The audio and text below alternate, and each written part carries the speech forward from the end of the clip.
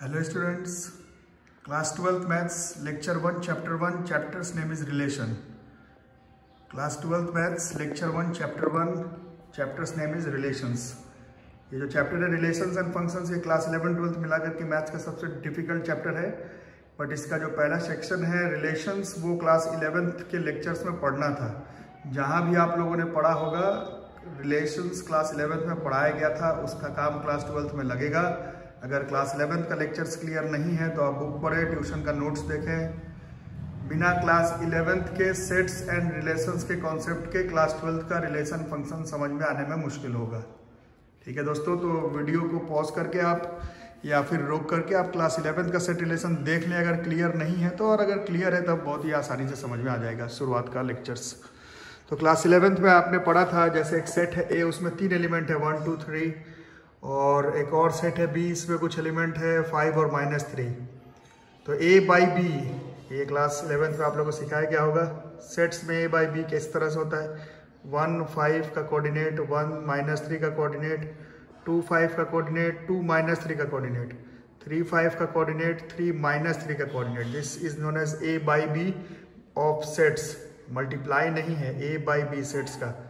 ए set में अगर 3 element है, बी सेट में अगर 2 एलिमेंट है, तो ए बाई बी में we will have 1 2 3 4 5 6 elements.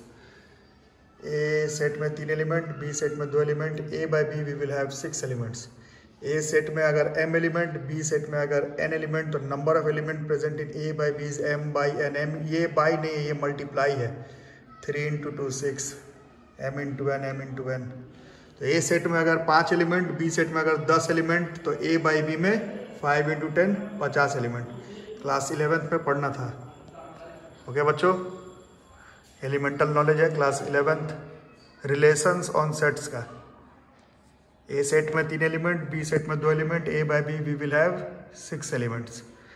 A set में m एलिमेंट्स, बी सेट में n एलिमेंट्स, तो number of elements present in A by B is m × n।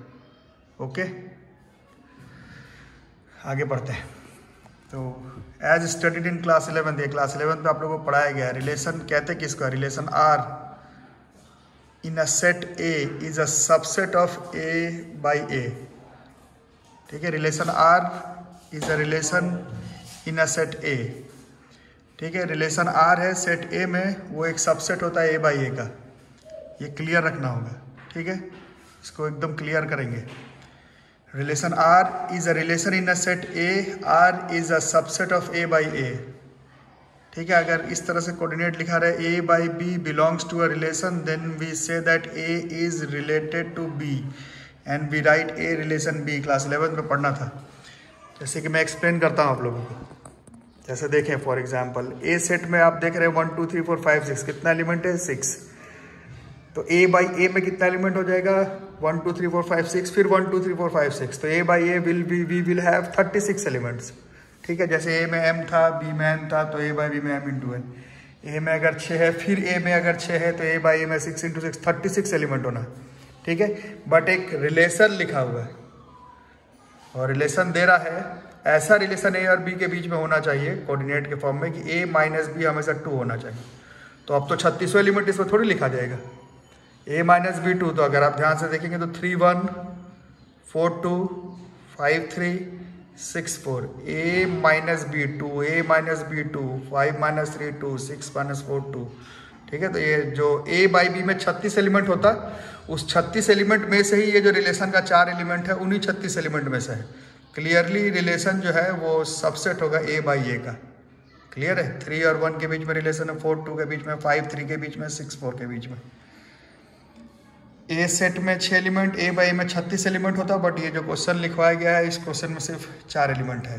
Clearly are जो है वो सबसेट है ए बाई ए का, ये क्लियर होना चाहिए। फिर से बोलूँ कि आगे, ठीक है, क्लियर है। इसी में हम लोग एक बार डेफिनेशन देख लेते हैं। आगे का टॉपिक है domain and range of a relation. ये सब क्लास 11th का ही टॉपिक है। 12th में बहुत अलग तरह का रिलेशन फंक्शन पढ़ना, ये सब क्लास 11th का रिलेशन है। आर एक रिलेशन है जैसे कि आपने रिलेशन लिख लिया। इस रिलेशन के कोऑर्डिनेट का जो पहला वाला एलिमेंट होगा, इस रिलेशन के कोऑर्डिनेट का जो पहला वाला एलिमेंट होगा उसी को हम लोग कहते हैं डोमेन। याद रहेगा, let R be a relation in set A, then the set of all first coordinates of elements of R is called domain of R. Written as इस फॉर्म में लिखना है डोमेन। ठीक है, जैसे कि ये जो रिलेशन लिखा हमने 3 1 4 2 5 3 6 4, फर्स्ट एलिमेंट कौन है, ये 3 4 5 6, यही हो जाएगा डोमेन। याद रहेगा, ठीक है। अभी और एग्जांपल्स आएंगे, समझ में आएगा। Set of all second coordinates of R is called range of R. Second वाला coordinate relation, set of all second coordinates of R is called range of R, written as range of R. जैसे ये जो answer, ये जो question हमने लिखा relation का 3 1 4 2 5 3 6 4, पहला कोऑर्डिनेट था 3 4 5 6, इसको हम लोग कहेंगे डोमेन। सेकंड कोऑर्डिनेट जो है 1 2 3 4, ये हो जाएगा हमारा रेंज। इसको लिखते हैं हम लोग कुछ इस तरह से, रेंज ऑफ आर। ठीक है, जैसे यहाँ पर लिखवाया गया, अगर एक रिलेशन है आपके पास 3 1 4 2 5 3 6 4, तो डोमेन कौन हो जाएगा इसका, पहला कोऑर्डिनेट 3 4 5 6, रेंज कौन हो जाएगा, दूसरा कोऑर्डिनेट 1 2 3 4। ये इंट्रोडक्शन है। फिर से एक बार कर लेते हैं।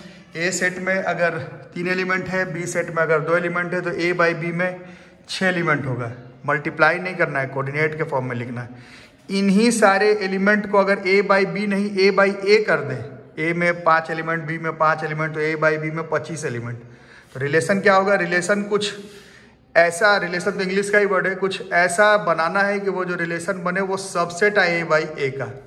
ठीक है, रिलेशन लिखने के बाद जो उस रिलेशन के कोऑर्डिनेट का जो पहला कोऑर्डिनेट होगा, ठीक है, उसको हम लोग कहेंगे डोमेन, और जो दूसरा वाला एलिमेंट होगा उस रिलेशन का, उस रिलेशन को लिखने के बाद कोऑर्डिनेट में जो दूसरा वाला एलिमेंट होगा उसको हम लोग कहेंगे रेंज। ठीक है, फ्यू मोर एग्जांपल्स, कुछ एग्जांपल्स अगर हम लोग देखें, अगर कोई रिलेशन लिखे आर 1 2 2 5 3 -6 4 √11, अगर ये रिलेशन है, अगर ये रिलेशन है, ठीक है, तो डोमेन कौन हो जाएगा इस रिलेशन का, आप लोग बताइए। दिस इज 1 2 3 एंड 4, रेंज कौन हो जाएगा, 2 5 -6 √11। This is domain and range of a relation. Class 11th में ही पढ़ना था, 12th में नहीं। इन सब का प्रॉपर PDF भी अभी आप लोगों को भेज दिया जाएगा। इसको आप लोग पहले मिला लेंगे डोमेन एंड रेंज के फॉर्म में of relation. Few more examples, अभी हम लोग कुछ और एग्जाम्पल लिखेंगे,